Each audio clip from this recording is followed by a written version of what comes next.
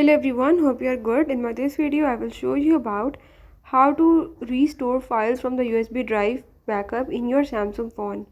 So in any of the Samsung device, if you want to restore the files from the USB drive backup, I will tell you how you can do it.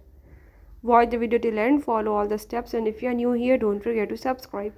Let's watch it.